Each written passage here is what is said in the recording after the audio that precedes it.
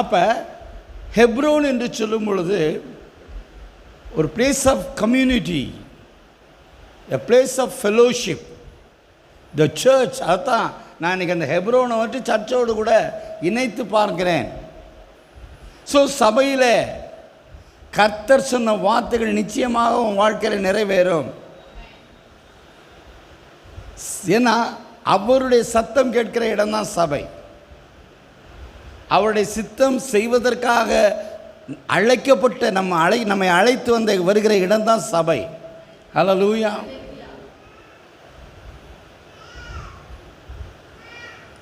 அப்போ சபை ஹெப்ரோன் என்று சொல்லும் பொழுது அந்த ஹெப்ரோன் பலிபீடம் கட்டுகிற இடம், தேவனுடைய வாக்கு தத்தங்களை பெற்றுக்கொள்ளுகிற இடம்தான் ஹெப்ரோன். ஹல்லேலூயா.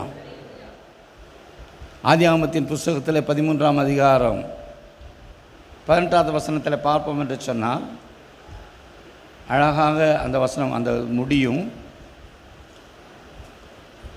அப்பொழுது ஆபிரகாம் கூடாரத்தை பெயர்த்து கொண்டு போய் எபிரோனில் இருக்கிற மம்ரேயின் சமபூமியில் சேர்ந்து குடியிருந்து அங்கே கர்த்தருக்கு ஒரு பலிபீடத்தை கட்டினான். At Hebron he built another altar to the Lord. அப்போ ஹெப்ரோன் என்று சொல்லுகின்ற பொழுதே அது பலிபீடம் கட்டப்படுகிற ஒரு இடம். ஹல்லேலூயா. ஆலயம் என்பது அதுதான், பலிபீடம்.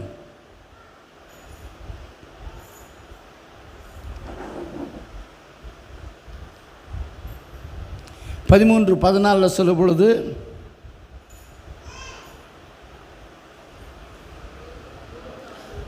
எல்லாரும் வாசிங்க. லோத்து ஆபிராமை விட்டு பிரிந்த பின்பு கர்த்தர் ஆபிராமை நோக்கி உன் கண்களை ஏறெடுத்து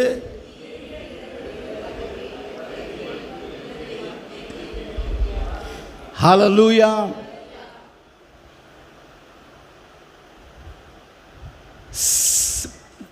ஒன்றை நாம் புரிந்து கொள்ள வேண்டும். we are set apart people. Hallelujah. Church என்று சொன்னாவே என்னது? எக்லேசியா. எக்லேசியா என்று சொன்னாலே செட் அப்பார்ட், பிரித்தெடுக்கப்பட்ட ஜனங்கள். நாம் யாரு? பிரித்தெடுக்கப்பட்ட ஜனங்கள். இதை கேட்கிற உங்கள் ஒவ்வொருவருக்கும் நான் தாழ்மையோடு சொல்லிக் கொள்கிறோம். ரட்சிக்கப்பட்ட நாம் ஒவ்வொருவரும் கிறிஸ்துவுக்காக, தேவனுடைய சித்தம் செய்வதற்காக, தேவனை பிரியப்படுத்துவதற்காக, தேவனை ஆராதிப்பதற்காக, தேவனை தொழுது கொள்வதற்காக நீ பிரிக்கப்பட்டவன். You are set apart for him alone, to worship him alone, to love him alone. அவரை மாத்திரம் நேசிக்க நாம் பிரித்தெடுக்கப்பட்டிருக்கின்றோம். அவரை மாத்திரம் நம்புவதற்கு நாம் பிரிக்கப்பட்டிருக்கின்றோம். அவரை மாத்திரம் நாம் ஆராதிப்பதற்கு பிரித்து எடுக்கப்பட்டிருக்கின்றோம்.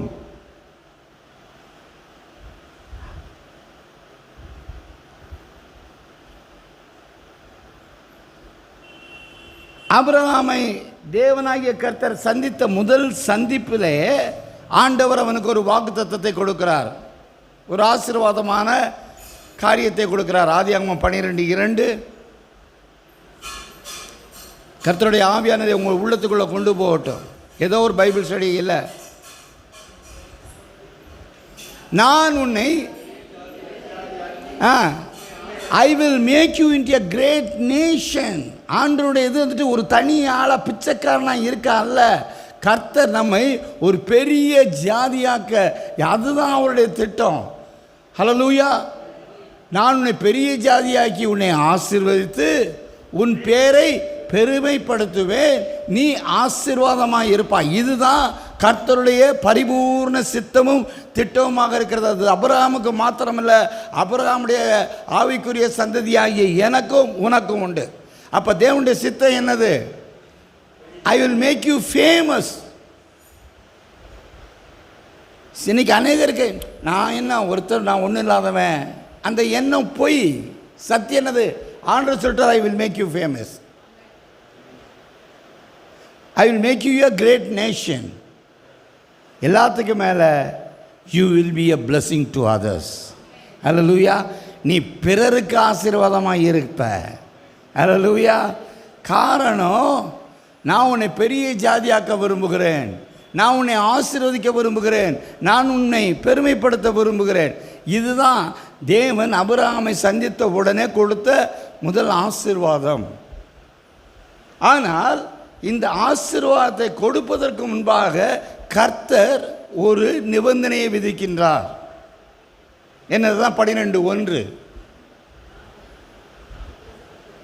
கர்த்தர் ஆபிரகாமை நோக்கி, நீ உன் தேசத்தையும் உன் இனத்தையும் உன் தகப்பனுடைய வீட்டையும் விட்டு புறப்பட்டு நான் உனக்கு காண்பிக்கிற தேசத்துக்கு போ, நீ விரும்புகிற இடத்துக்கு போ என்று சொல்லவில்லை.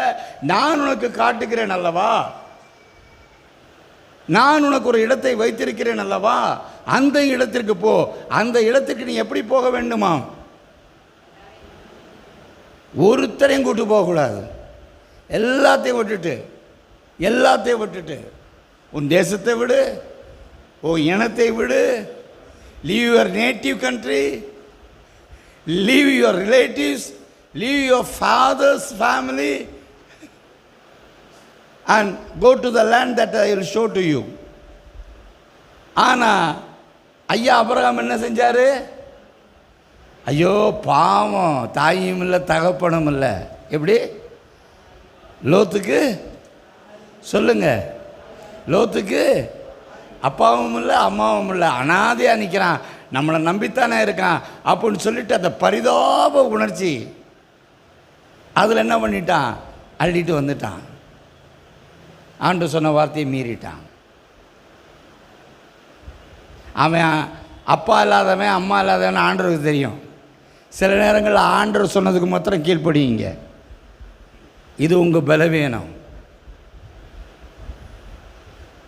சில வேளைகளில் தேவன் விரும்புகிற காரியத்தை செய்யாமல் நம்முடைய உணர்ச்சி சொல்கிறார், ஐயோ நான் அவங்க பாவம் இல்லையா, அவங்க பாவன்றதை கர்த்தர் பார்க்கட்டும், அவர் விட்டா சொல்லுன்னா விட்டுட்டு வராமல் சேர்த்துக்கிட்டா அது உனக்கு பாவம் இல்லையா? அப்போ ஆண்டவர் சொன்ன செட் அபார்ட் சொல்லு, நீ பிரிஞ்சிரு. அப்போ இங்கே என்ன செய்கிறான்? 13:14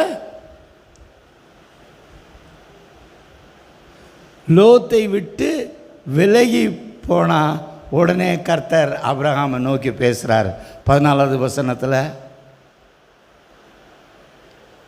ஆபிரகாமை நோக்கி, நான் சொன்னபடி நீ அவனை விட்டுட்ட, நான் சொன்னபடி நீ கீழ்ப்படிஞ்சிட்ட, விட்டுட்டு வான்னு சொன்னதை பிடிச்சிக்கிட்டே இருக்கிறவரை கர்த்தருடைய ஆசீர்வாதத்தை நீ முழுமையாக நீ அனுபவிக்க முடியாது. அவர் விட சொன்னால் விட்டுரு, வெட்ட சொன்னால் வெட்டிடு, துண்டிக்க சொன்னால் துண்டிச்சிரு, சேர்க்க சொன்னால் சேர்த்துக்க. அவர் சொல்லாததை நீ செய்யாத, அவர் சொன்னதை செய்யாமல் இருக்காது. தெரியுதா? Christian life is totally obedient life. முழுமையாக கர்த்தருடைய எல்லா வார்த்தைகளுக்கும் நம்புகிறதும் கீழ்ப்படுகிறதும் தான் கிறிஸ்தவ வாழ்க்கை. அந்த நம்பிக்கையும் கீழ்ப்படுகிறதும் தான் உன்னை உன்னதமான இடத்துக்கு கொண்டு போய் வைக்கும். ஹல்லேலூயா. ஸோ அவன் பிரிந்த லோத்து ஆபிரகாமை விட்டு பிரிந்த உடனே கர்த்தர் என்ன சொல்கிறாரு? ஏய், உன் கண்ணை இப்போ ஏறெடுத்து பாருப்பா, வடக்க பாரு, தெற்க பாரு, கிழக்க பாரு, மேற்க பாரு, எல்லாம் உனக்கு தான். எப்போ? கட்டிக்கிட்டே வச்சுக்கிட்டே இருக்கும் போதே இல்லை, தூக்கி ஏறி. இந்த மாலை வேளையில் இந்த செய்தியை கேட்டுக்கொண்டிருக்கிற நானாகட்டும் நீயாகட்டும், எதெல்லாம் ஆண்டவர் தூக்கி எறிஞ்சிட்டு வான்னு சொன்னாரோ அதை பிடிச்சி வச்சுக்கிட்டு இருந்தோம்னா, அது எதுவாக இருந்தாலும் சரி, வறுமமாக இருந்தாலும் சரி, கோபமாக இருந்தாலும் சரி, எரிச்சலாக இருந்தாலும் சரி, மன்னிக்க முடியாத தன்மையாக இருந்தாலும், ஏற்றுக்கொள்ள முடியாத தன்மையாக இருந்தாலும் சரி, ஆண்டவர் தூக்கி எறின்னு சொன்னதெல்லாம், விட்டுட்டு வா அப்படின்னு சொன்னதெல்லாம் இந்த ராத்திரி வேளையில் விட்டுட்டு வருவோம் என்று சொன்னால், கர்த்தர் சொன்ன ஆபிரகாமுக்கு கொடுத்த எல்லா வாக்குத்தத்தங்களையும் நம்முடைய வாழ்க்கையில் நிறைவேற்றுவதற்கு, அப்போ நீ பார்க்குற எல்லாவற்றையும் உனக்கு மாத்திரமல்ல உன் சந்ததிக்கும் அவர் கொடுப்பார். ஹல்லேலூயா, பிரைஸ் தி லார்ட். உனக்கு மாத்திரமல்ல உன் சந்ததிக்கும். ஒருவேளை உன் பிள்ளைக்கு இன்னும் பெருசாக ஒன்றும் சேர்த்து வைக்காமல் இருக்கலாம். அதெல்லாம் அழிஞ்சு போயிடும். ஆனால் கர்த்தருடைய ஆசீர்வாதத்தை உன் பிள்ளைகளுக்கு வைப்பா என்று சொன்னால் அது அழியவே அழியாது. அதுதான் கடைசி வரை உன் சந்ததியை ஆசீர்வதிக்கும். அதுதான் கடைசி வரை உன் பிள்ளைகளை உயர்த்தும். ஹல்லேலூயா. எனவே எனக்கு அருமையானவர்களே, லோத்து விலகி போன உடனே கர்த்தர் விளக்கமாக அவனோடு கூட பேசுகிறார். ஆமென். அப்போ எந்த இடத்துல இது நடந்துச்சு? ஹெப்ரோனில். அப்போ தேவனுடைய ஆலயத்துக்கு நாம் வருகின்ற பொழுது அவர் விரும்பாதவெல்லாம் தூக்கி போட்டுட்டு, இல்லை அதோடு வந்திருந்தாலும் இங்கே வந்து ஆண்டவரே என்னால் முடியல, நீங்களே என்ன பண்ணுங்க, பிடிங்கி போட்டுருங்க, எடுத்து போட்டுருங்க என்று நாம் சொல்லுகின்ற பொழுது நம்முடைய பலவீனத்தை அவர் அறிந்த கர்த்தராக இருக்கின்றார். பலவீனத்தை நாம் அறிக்கை செய்கின்ற பொழுது அந்த பலவீனத்தில் அவருடைய பலன் நமக்கு பரிபூர்ணமாய் விளங்க செய்கிற கர்த்தராக இருக்கிறார். ஹல்லேலூயா, ஹல்லேலூயா.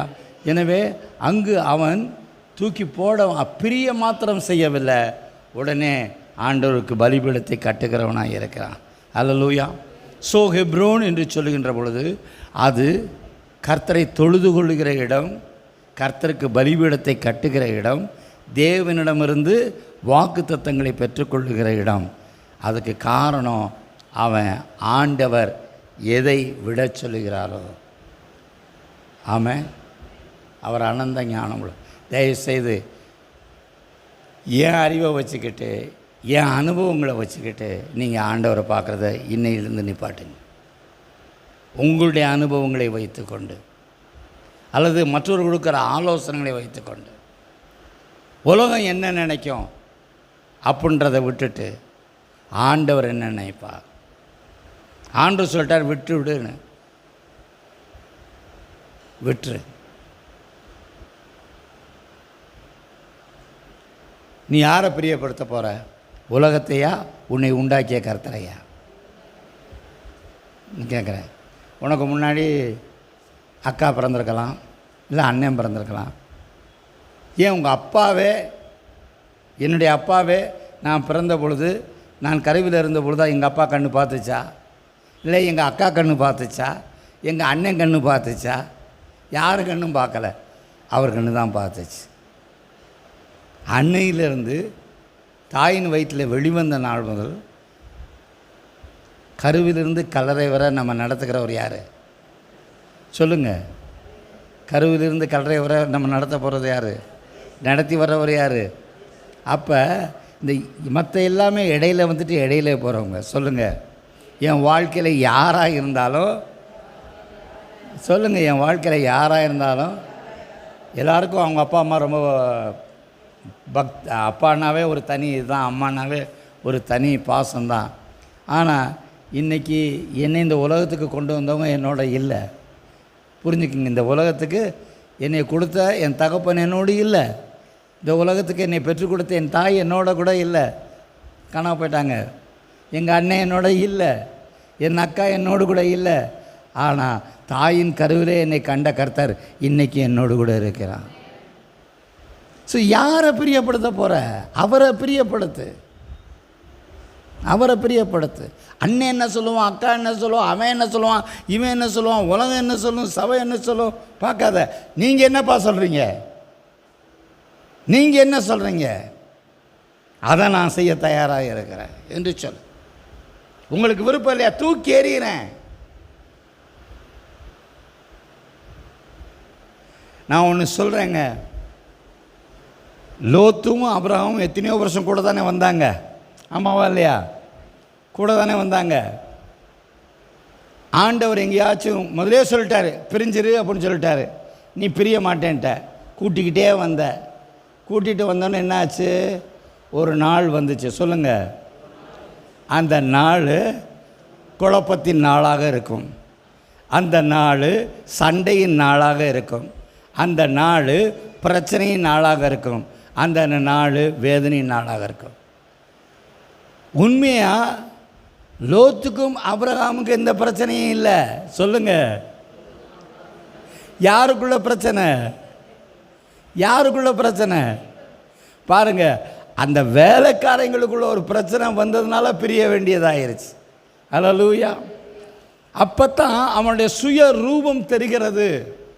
நான் சொல்லுகிறேன் எனக்கு அருமையான இந்த மாலை வேளையில் அவன் சொல்கிறான், அப்ரஹாம் சொல்கிறான், ஒரு தகப்பன் ஸ்தானத்தில் இருந்து அவனை வளர்த்தவன் அவனை நடத்தினவன் சொல்லுகின்றான், அப்பா நீ வலது பக்கம் போனால் நான் இடது பக்கம் போகிறேன், நீ இடது பக்கம் போனால் நான் வலது பக்கம் போகிறேன், உனக்கு எந்த இடம் போகிறோ நீ போய்க்க அப்படின்னு சொன்னேன்னு அவ்வளோ பெரிய மனுஷன் நம்மளை பார்த்து இப்படி சொல்லிட்டான்னு சாஷ்டாங்கமாக விழுந்து என்ன பண்ணியிருக்கணும், மன்னிச்சுக்குங்க.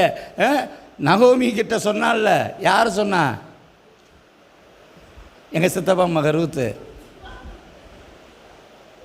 ரூத்து சொன்னால, சாவை தவிர நம்மளை பிரிக்கிறது எதுவுமே இருக்கக்கூடாது, நீ என்ன சொன்னாலும் உங்களோட தான் வருவேன்னு சம்பந்தம் இல்லாத ஒரு புறஜாதி பெண்ணு சொல்கிறா. மாமியாரை பார்த்து சொல்கிறா. யாரை பார்த்து சொல்கிறா? மாமியாரை பார்த்து சொல்கிறா. எந்த சூழ்நிலை சொல்கிறா? ஒன்றும் இல்லாத சூழ்நிலை சொல்கிறா. எதை நம்பி ரூத்தை நம்பி போகிறது? நம்பிக்கையே இல்லை. இவளே வாழா வெட்டியாக போகிறா. வாழ போகிற தேசம் எப்படி இருக்கோ தெரியாது. எதுவுமே நம்பிக்கைக்குரியது ஒன்றுமே இல்லை. ஆனாலும் அந்த புறஜாதியான ஸ்திரீ என்ன சொல்கிறா? இல்லை, உம்முடைய தெய்வம் தான் என்னுடைய தெய்வம், உன்னுடைய ஜனங்கள் என்னுடைய ஜனங்கள். எதை வேணாலும் அத்தை பேசுங்க, ஆன்ட்டி பேசுங்க, மாமியாரே எதை வேணாலும் பேசு மாமியாரே, ஆனால் நம்ம பிரியணுன்றதை மட்டும் பேசக்கூடாது மாமியாரேன்னா. இங்கே இவங்க அப்படி ஆபிரகாம் சொன்ன உடனே என்ன செஞ்சுருக்கணும்? சாஸ்தாங்கம் வந்து வேணாம், உங்கள் பின்னாடி தான் நான் வருவேன் என்று சொல்லியிருக்கணும். சொல்லலை. ஏன் அப்படின்னா அவனுக்குள்ளேயே ஒரு ஆசை இருந்துச்சு. சொல்லுங்கள். நீ நினச்சிக்கிட்டு இருக்காத உன் பிள்ளைகள்லாம் உன் பின்னாடியே இருக்குன்னு நினச்சிக்கிட்டு இருக்காத. அதுகளுக்கு ஒரு ஆசை இருக்குது, அதுக்கு கனவு இருக்குது, அதுக்கு விருப்பம் இருக்குது, அதுக்கு எவ்வளோ எண்ணங்கள் இருக்குது. அழகா நேற்று ஞாயிற்றுக்கிழமை அருமையாக தேவாவியானவர் அருமையான பாஸ்டம்மா மூலமாக அவன் நேராக பொண்ணு எங்கே போகலை? சொல்லுங்கள். எங்கே அவன் கூடாரம் போட்டான்?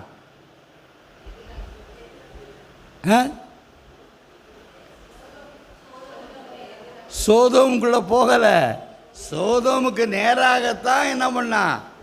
கூடாரம் போட்டான். ஏன்னா அவனுக்கு ஆசை அங்கே போகணும். அது எப்படி இருக்கு? செழிப்பான நைல் நதி இருக்கத்தை அப்போ எய்த்து போல ஏதேன போல.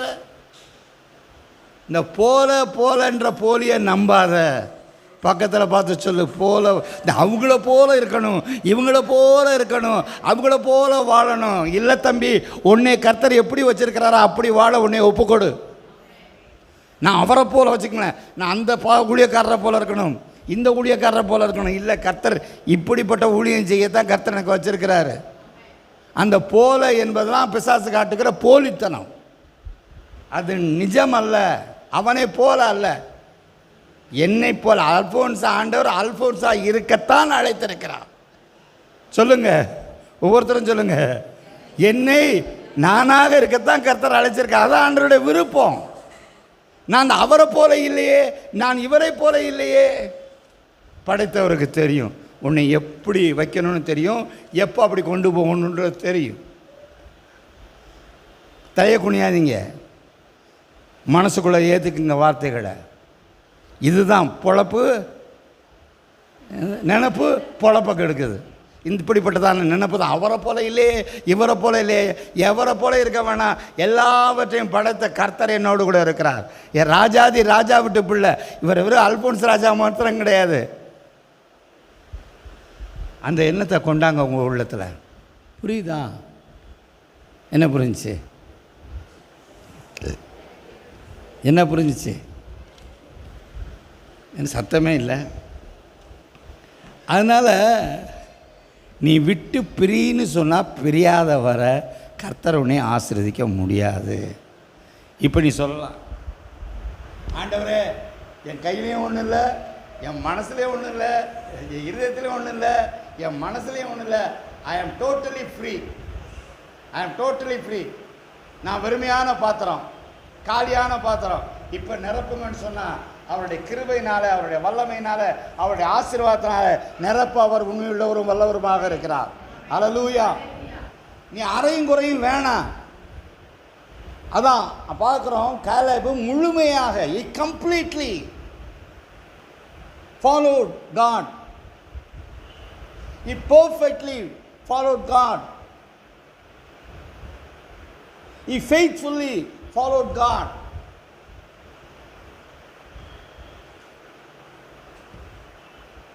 ரெண்டு சாமுவேலின் புஸ்தகம் 5ஆம் அதிகாரம்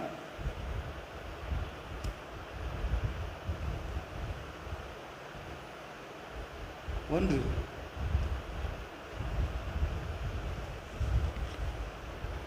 அக்காலத்திலே இஸ்ரவேலின் கோத்திரங்கள் எல்லாம் எப்ரோனில் இருக்கிற தாவீதின் இடத்துல வந்து, இதோ நாங்கள் உம்முடைய எலும்பும் உம்முடைய மாம்சமுமானவர்கள், சவுல் எங்கள் மேல் ராஜாவாயிருக்கும் போதே இஸ்ரவேலை நடத்தி கொண்டு போனவரும் நடத்தி கொண்டு வந்தவரும் நீரே. கர்த்தரின் ஜனமாகிய இஸ்ரவேலை நீ மேய்த்து நீ இஸ்ரவேலின் மேல் தலைவனாய் இருப்பாய் என்று உம்மிடத்தில் சொன்னாரே என்றார்கள். இஸ்ரவேலின் மூப்பர்கள் எல்லாரும் எப்ரோனிலே ராஜாவினிடத்தில் வந்தார்கள். தாவீது ராஜா எப்ரோனிலே கர்த்தருக்கு முன்பாக அவர்களோடு கூட உடன்படிக்கை பண்ணின பின்பு அவர்கள் தாவீதை இஸ்ரவேலின் ராஜாவாக அபிஷேகம் பண்ணினார்கள். ஹல்லேலூயா. ஸோ ஹெப்ரோன் என்று சொல்லுகிறது பொழுது அது நம்மை உயர்த்துகிற இடமாக இருக்கிறது, அபிஷேகிக்கிற இடமாக இருக்கிறது. ஹல்லேலூயா. எல்லாரும் வந்தாங்க எப்ரோனை நோக்கி. எதுக்காக வந்தாங்க? தாவீதை ஏற்றுக்கொண்டு வந்தார்கள். முதல்ல அவங்களுக்குள்ள ஒரு ஃப்ராக்ஷன் இருந்துச்சு, பிரிவு இருந்துச்சு. ஆனால் உரிய காலத்தில் எங்கே வந்தாங்க? எப்ரோன் இடத்துல வந்தார்கள். எனக்கு அருமையானவர்கள், இந்த மாலை வேளையில் தேவனுடைய வார்த்தையை கேட்டுக்கொண்டிருக்கிறதான நீ, கர்த்தர் உன்னை ராஜாத்தியாக அபிஷேகம் பண்ணியிருக்கின்றார். உனக்குள்ளே இருக்கிற அபிஷேகம் உனக்கு தெரியலை. உன்னை மிஸ் அண்டர்ஸ்டாண்ட் பண்ணவங்களாக இருந்தாலும் சரி, உன்னை ரிஜெக்ட் பண்ணவங்களாக இருந்தாலும் சரி, உன்னை ஏற்றுக்கொள்ளாதவர்கள் எப்படியா இருந்தாலும் சரி, கவலைப்படாத. நீ எப்ரோனில் இருக்கிற வர, ஹல்லேலூயா, அவங்க வருவாங்க. வந்து அவங்களே சொல்லுவாங்க, நடத்தி வந்தவரும் நீங்கள் தான், நடத்துகிறவரும் நீங்கள் தான், நடத்த போகிறவரும் நீங்கள் தான். நீங்கள் எங்களுக்கு ராணியாக இருக்க வேண்டும், நீங்கள் எங்களுக்கு ராஜாவாக இருக்க வேண்டும். ஹல்லேலூயா. அப்போ எங்கே இருக்கணும்? ஹெப்ரோனில் இருக்கணும். எந்த இடம்? ஹெப்ரோன். ஹல்லேலூயா. அப்படி நாம் இருப்போம் என்று சொன்னான். அவங்க ஒரே மனதோடு வந்தார்கள், ஒரே நோக்கத்தோடு வந்தார்கள். எதுக்கு? 5:2 என்ன சொல்லப்படுகிறது? எங்கள் மேல் சவுல் எங்கள் மேல் ராஜாவாய் இருக்கும் பொழுதே இஸ்ரவேலை நடத்தி கொண்டு போனவர் நீங்கள் தான், நடத்தி கொண்டு வந்தவர் நீங்கள் தான். ஆண்டவர் சொல்லியிருக்கிறாரே, ஆமென், அவர் சொன்னது நடக்கும். ஹல்லேலூயா. எதிராக வந்தவங்கள என்ன சொல்கிறாங்க? ஆண்டவர் சொல்லியிருக்கிறார்லப்பா, அது பிரகாரம் நீ ராஜாவாக இருக்க. நான் உங்களை என்ன பண்ணிக்கொள்கின்றோம்? ஏற்றுக்கொள்கின்றோம். ஏற்றுக்கொள்ளாதவர்களையும் ஏற்றுக்கொள்ள வைப்பார். எப்போ? நீ ஹெப்ரோனில் இருப்பா என்று சொன்னார். ஆமென். ஹல்லேலூயா. எனவே எல்லாரும் எழுந்து நிற்போம். Thank you Lord.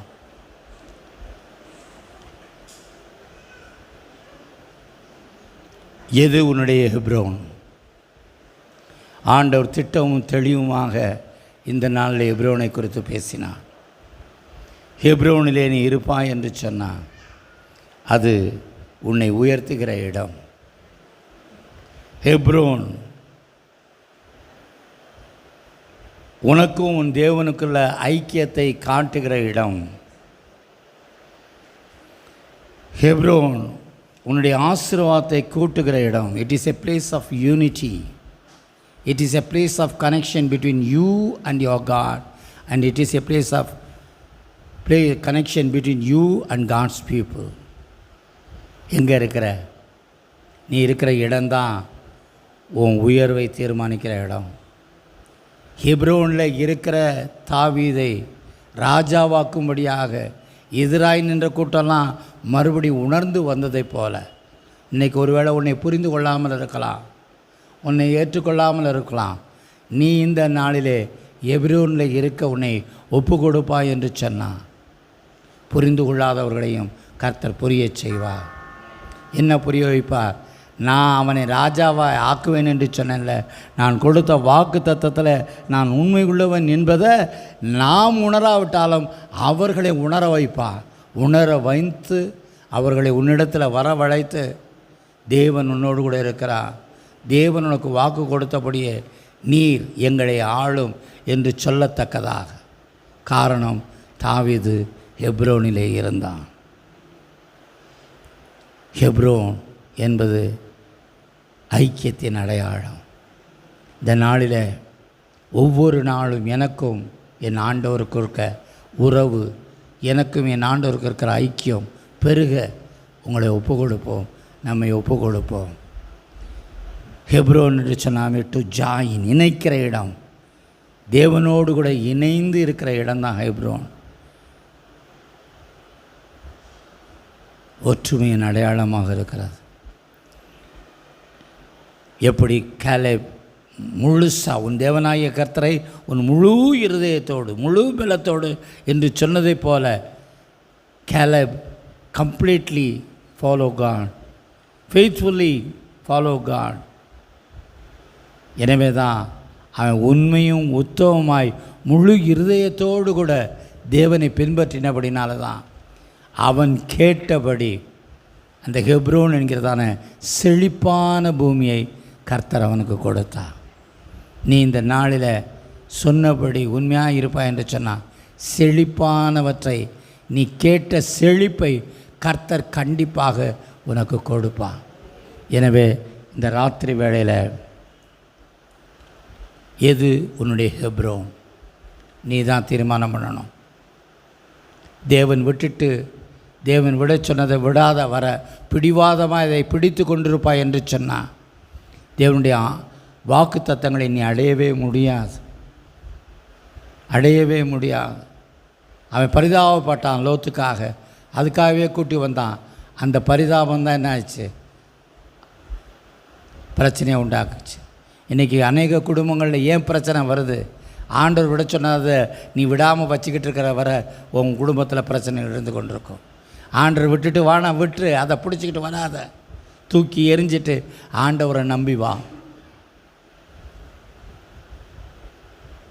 இந்த ராத்திரி வேளையிலிருந்து எனக்கும் உங்களுக்கும் இதுவரை எதுவோ சந்தோஷத்தை கொடுக்கிறதாக, சமாதானத்தை கொடுக்கிறதாக, மேன்மையை கொடுக்கிறதாக இருக்கலாம். ஆனால் இந்த நாளில் அப்பா, உங்கள் சமூகம், தேவ பிரசன்னந்தான் எனது வாழ்வின் எபிரோனாக இருக்க என்னை ஒப்பு கொடுக்குறேன்னு சொல்லுவீங்களா? ஆண்டவரே, உங்கள் பிரசன்னம், உங்கள் சமூகத்தை நாடுகிறதான, சமூகத்தை தேடுகிறதான ஆண்டவரே, பிள்ளையாக இருக்க என்னை நான் ஒப்பு கொடுக்குறேன். இது என்னுடைய எபிரோனாக இருக்கட்டும். எப்படி காலேப் முழு மனசோடு முழு நம்பிக்கையோடு